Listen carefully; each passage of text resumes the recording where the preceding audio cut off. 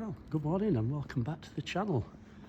It's a lovely, well, it's not really, it's a bit dull today, but it's not even 6 o'clock yet. Sunday morning. I think I could be classed as an insomniac during the summer. As soon as it starts getting light, I'm bloody wide awake. So, well, I just thought it was an ideal time to take you on a little jaunt round Hebden Bridge, my old beat area. I'm going to call this video 3 beat. It wasn't an allotted beat. It's just something I've decided to add to the stories. Right, off we go. I'm just walking on the back from the backyard of the Nick. It's called Cross Street. These are most of the back doors of the pubs that we had in the town centre. This is the back door of the railway pub, and this one was the old back door of the Albert. Two pubs that one or two of us used to nip into at the end of our shift just to unwind and everything. And this is the back of Hebden Lodge Hotel. Right, away we go onto Albert Street. Quite an interesting bit of history for you. It's like stepping into Martin's time tunnel of policing of the 80s, 90s, and into the millennium.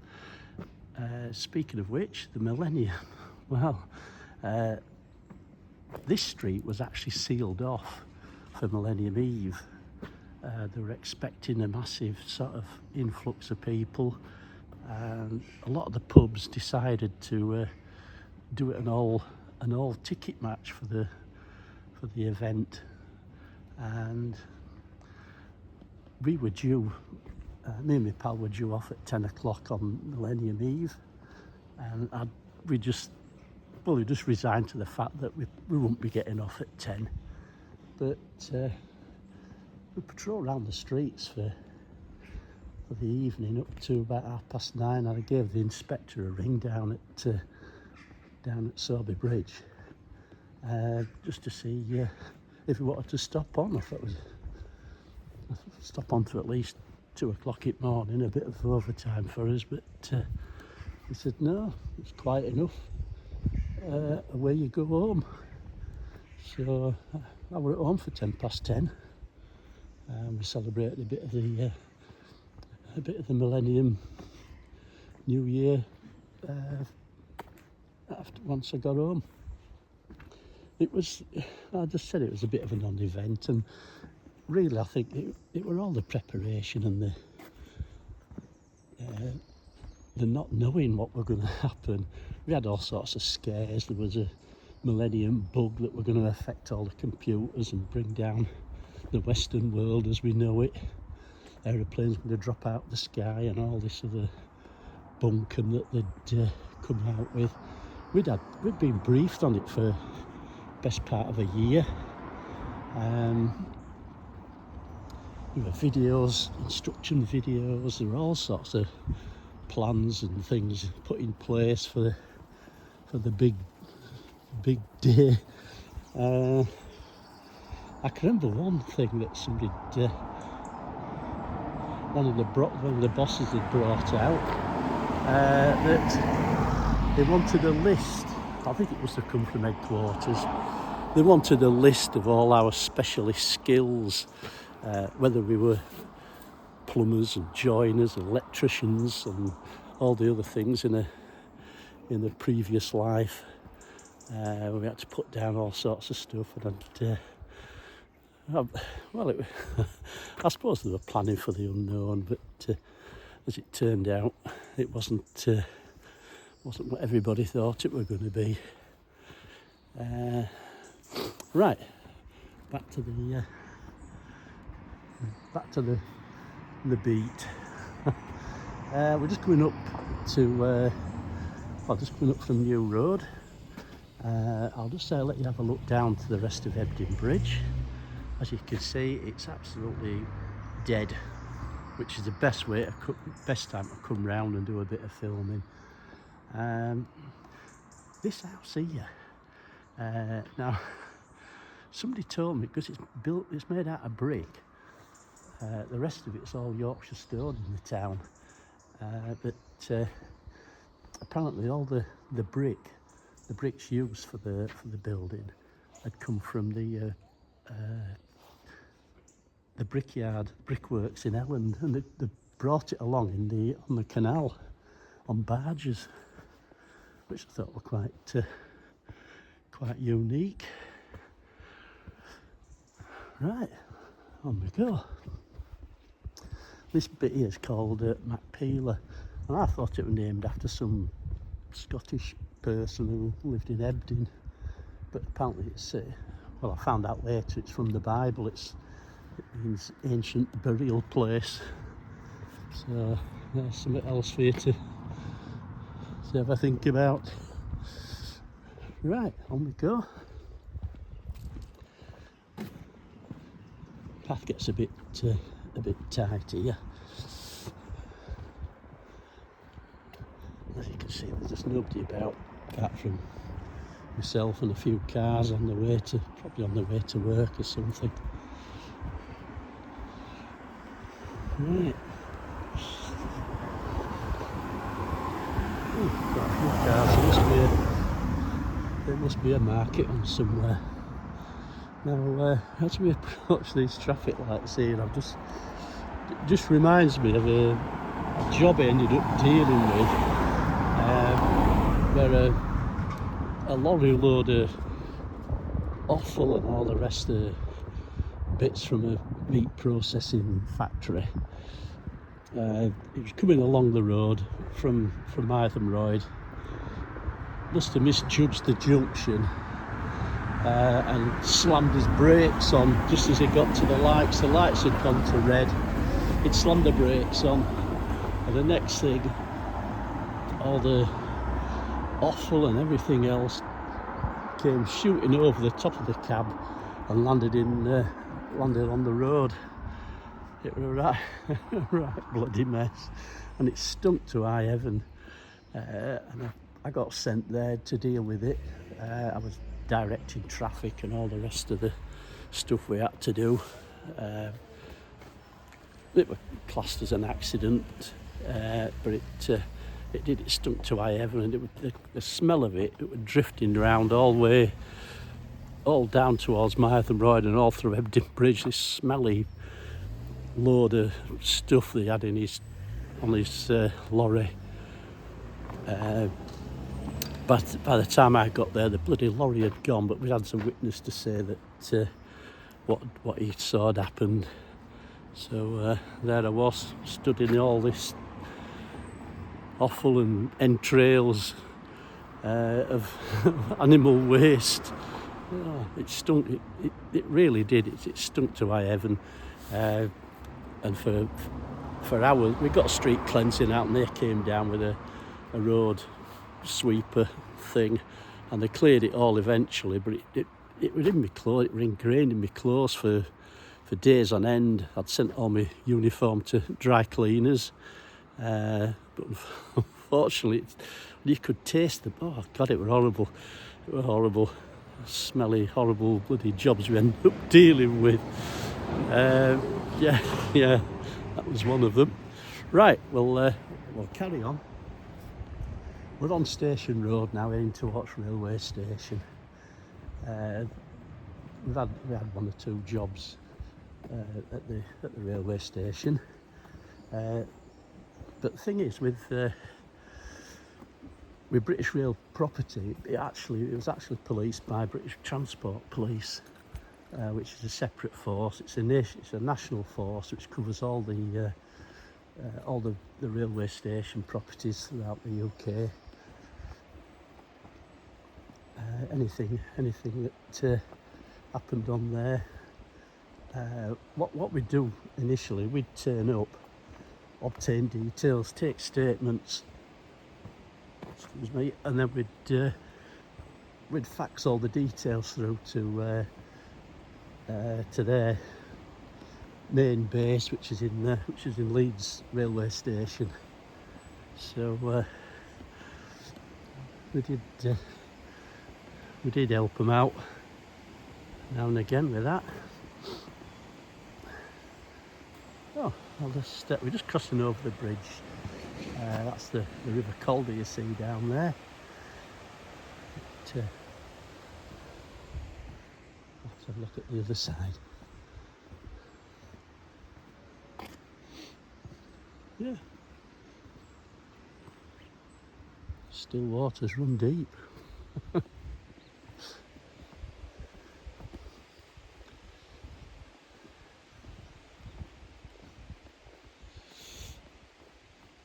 Yeah, as I said right at the beginning of this, with my bit of filming, there's no editing or out like that.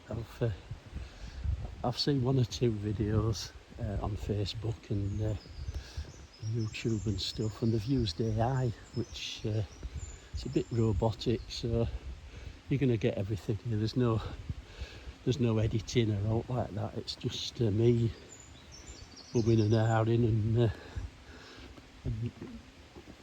looking through me bullet points. I don't fully script them. A lot of it's just impromptu sort of stuff that I think of while I'm walking along. This must be one at best railway stations.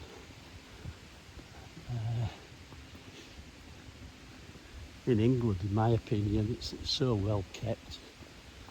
A lovely little railway station. We've got a cafe here, which gets quite busy during the week. We'll just have a look on the platform. I'm not a big railway anorak geek, but they do make a really good effort here. They've got all the planters and yeah, here we are. It really is well kept compared to some of the stations, some of the railway stations. There we are. Proves we're in Hebden Bridge. Yeah, it is. It's lovely, really nice. When I first started down here, I'm sure we had somebody working in signal box there, that little signal box. I think it's all fully automated now. But yeah, it is. That's it. Got hanging baskets. We're in the middle of summer, and it's lovely. A lovely place to start and finish your journeys. Right.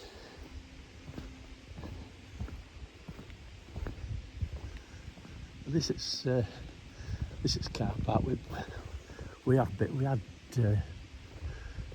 sent a few times for thefts from vehicles. I think I remember 6 of them being brought into.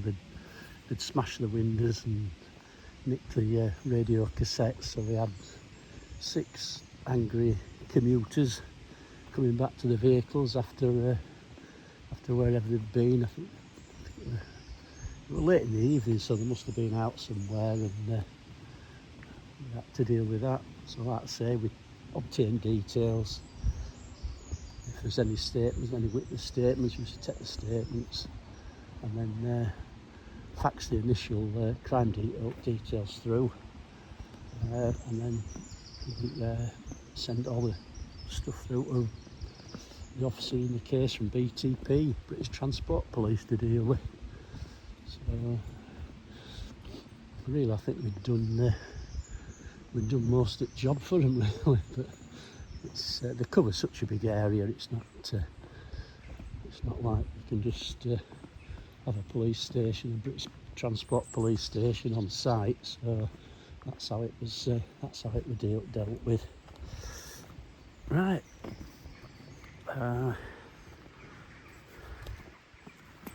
Let's have a look.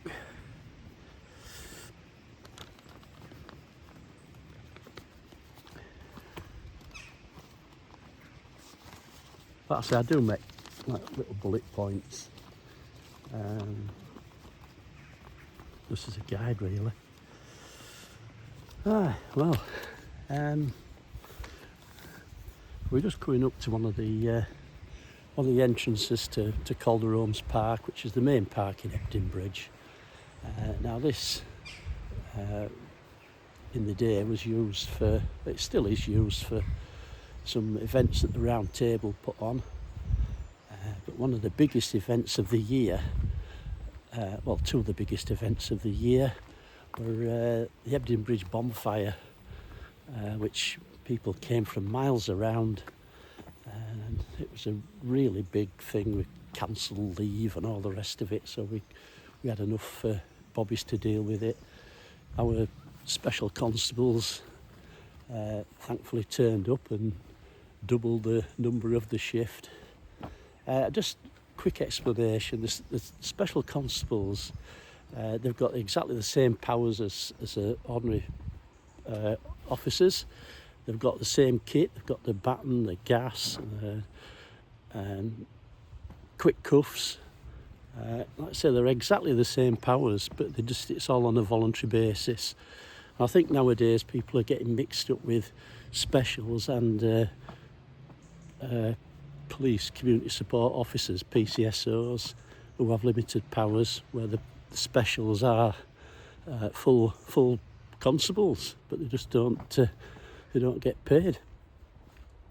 I said at the beginning that what they should have done was professionalise the specials, use them as a proper reserve police force, as a supplement to regular officers.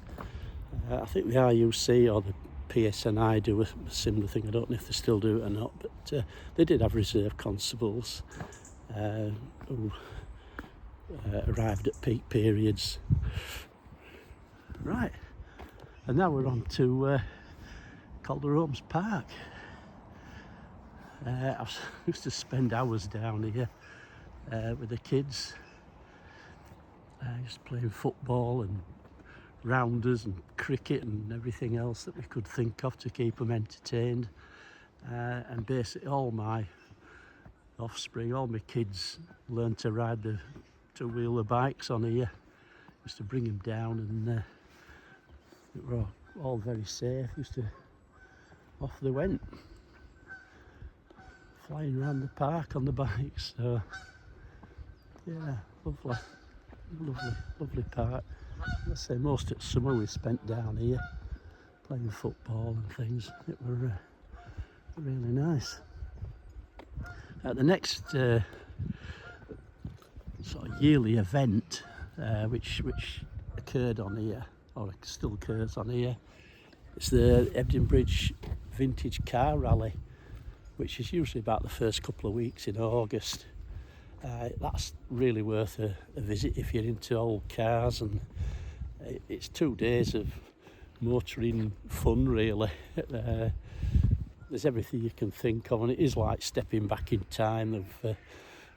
There's old Morris Thousands and Ford Anglias and anything else that his dads and granddads and uncles used to drive around in 60s and 70s. I came down last year, and there was an old Ford Escort, which is what I learnt to drive police vehicles in. I think I passed my test in one anyway. I'd had a Ford Escort. I think everybody had either a Ford Escort or a Vauxhall Astra.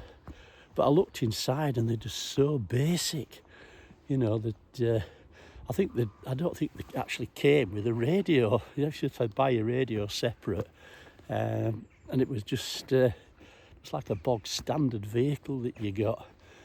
But I looked inside and I thought, bloody hell, you know, there's hardly anything in there that either resembles what modern cars look like now, with everything in there that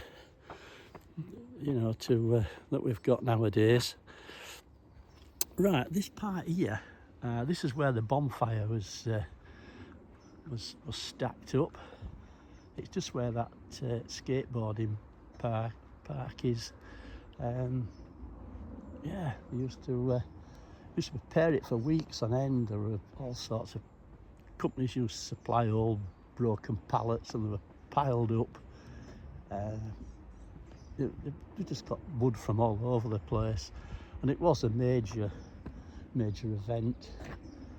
We're all piled up there, and for a few nights before, they used to set it on the nearest Saturday to the 5th of November, and a few nights before they'd have the Calder Valley Search and Rescue team.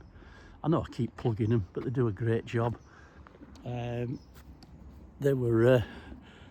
volunteered to guard the bonfire, because we'd had some occasions where somebody'd turn up and set fire to it before it was supposed to go off.